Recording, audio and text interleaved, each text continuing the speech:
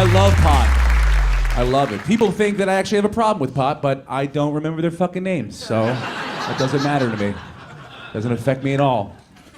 But I don't like traveling with pot. Being a comedian, you gotta travel all over the place. I'm not good going through the airport. I'm paranoid enough as it is. I'm usually high on the way to the airport, so the last thing I need is to be my own drug mule going through TSA worrying about getting busted, you know? Last time I did it, Ari told me to just put some joints in an airtight thing and put it in your underwear. They have these little airtight containers. So I put the joints in the airtight thing and I put it in my underwear. And as I'm going through TSA, it starts to slip down my pants leg.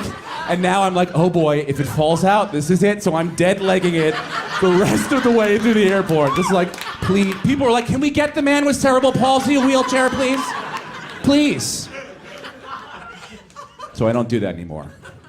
But luckily for me, I played a character named Kevin on a TV show called The League for a couple of years. Yeah, thank you. And the show's got a huge demographic, so I'm taken care of. A lot of heavy handshakes on the road. Everybody wants to smoke pot with Kevin. Everybody. Oh shit, it's Kevin. Let's fucking smoke. No one gives any shits about Steve. No. Steve is just a vessel to take drunk and stone Kevin wherever he has to go. But this pot, it doesn't come free. You know, you think, oh, you're just gonna get free pot on the road. No, there's a price you pay. Yeah, awkward conversations. Dealing with people who aren't used to smoking pot. I smoke a fucking shit ton of pot. I'm used to it. But you will get people who just smoke so much that they just smoke themselves onto the spectrum. You know, they smoke themselves special. They'll just stare at you. And you got to deal with these people. You're amongst strangers. You don't want to be rude, so you're just like you're hanging out with them, and they'll just stand there lingering, staring at you. You know, introducing themselves multiple times, asking questions, answering questions nobody else asked. Just weird. Ugh. You try not to. Hey man, I think our time here is done. They don't pick up on any social cues, so you have to deal with these people. I call these people pot blockers. Okay? They block the fun for everybody else. We all want to be fun on pot, and you're ruining it for us. So I stay away from the pot blockers. And now, recently I was in Nashville, and after my first show, I was doing stand-up, after the first show, talking to people, hanging out after, smoking joints with the staff, some fans hanging out, and it was real shit dirt weed. So I'm not usually like this, but I was like, hey, I don't want to be an asshole, but does anyone have any better weed than this? You know, like I didn't come to Nashville for this shit weed. And they were like, oh, let's go to Santa's, and I got some friends, we could smoke pot there. And I was like, fuck yeah, sounds like a great idea. So I pile into a car filled with strangers and headed out to find Santa Claus. What could possibly go wrong, guys? What could go wrong? And as I'm they're driving, we're smoking more of this shit weed, and I'm starting to get paranoid because I'm seeing less and less civilization and more making a murderer, you know? I don't know if we passed Stephen Avery's house, but I think I saw him. And now I'm like, oh shit, I'm getting nervous because I'm like, this is it. I know what I'm in the middle of. I'm being kidnapped. I'm in the middle of being This is kidnapping 101. This is the first thing you would teach it. Hey, you would be like, hey buddy, hey you like puppies? Yeah, my friend Santa's got all the puppies. He's got them, get in the van. He's got them in a bucket at home, he'll give you one. Okay, I'll get in the van. So I'm nervous, and then all of a sudden I see one of the passengers with goes, oh, we're here, we reached it. This is Santa's Pub. And that's where we were going, Santa's Pub. Santa's Pub is the #1 dive bar in Nashville. And it's not really, have you been there before? It's not really a bar as much as it is a double-wide trailer that they tried to convert into a bar and just shoved it into the middle of the woods. It looks like Santa Claus went through a really bad divorce in the 70s, and this is all Mrs. Claus would give him. Just take your shanty shack and sit in the woods, fat man. Here's a great example of the clientele that goes to Santa's Pub. Beer is $1, water is $2. Yes. So any place, think about it, any place where beer is less expensive than water and you're not in Flint, Michigan, you're gonna have a good time. So I was like, fuck it, let's go into this Santa's hovel. We walk inside, and they do karaoke every night. Karaoke 7 nights a week. Because it's Nashville, and everyone can sing. Everybody. They take it seriously. Everyone's hanging out, they're singing, they're getting their songs together. And this dirt weed must have started kicking in, because now I'm in the book, and I'm like, what? I'm already picking out my third song. I've got 1 and 2. I've got I'm Too Sexy, followed by Pink Cadillac. In my mind, I would have taken the house down with Pink Cadillac. And all of a sudden, everyone went nuts, because that's when Santa showed up. The guy that owns the place, Santa's pub, and he was with his buddy. And this Santa Claus, he takes it very seriously, okay? This is not ironic Santa. He's got the beard, the hair, all white, the big belly, except he puts his own little twist on it, okay? He looks like Santa Claus gave up all that Christmas nonsense 20 years ago and started making meth in the woods with his friends. It's a little rough around the edge of this Santa Claus. I was fixated on it, I couldn't believe it. But everybody else was so psyched. They didn't care about Santa, they cared about his friend. They were like, oh shit, he's here. I'm like, who? Like, that guy's the greatest unknown singer in Nashville. I'm like, really? The guy in pajama pants, Tevas, and a t-shirt in the middle of the woods?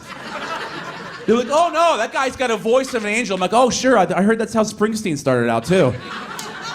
They go, you have to hear him sing. I'm like, well, when does he go on? They go, well, he smokes pot with Santa around the back of the trailer, and then he goes on whenever he feels like it. And all I heard was smokes pot with Santa, and I fucking beelined for the door. I was like, I'm going to find these fuckers.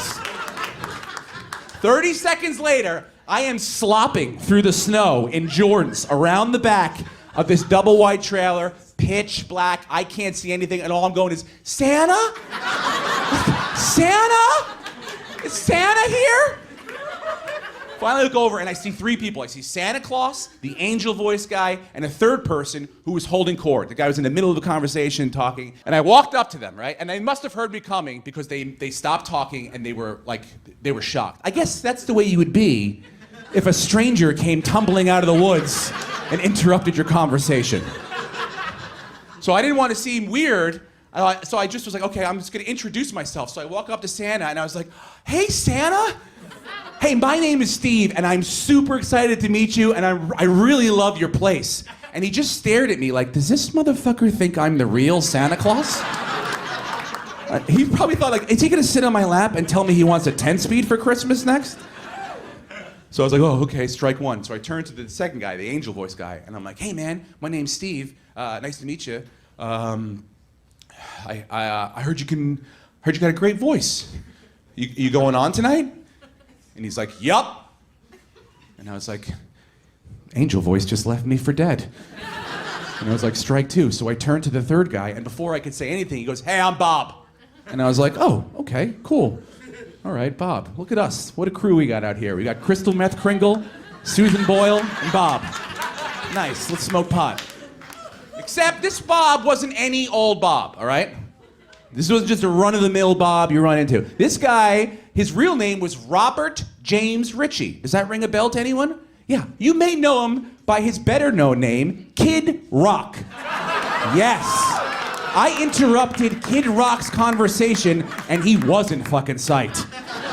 He was staring at me like I was Tommy Lee's dick, just like, what the fuck is this guy doing here?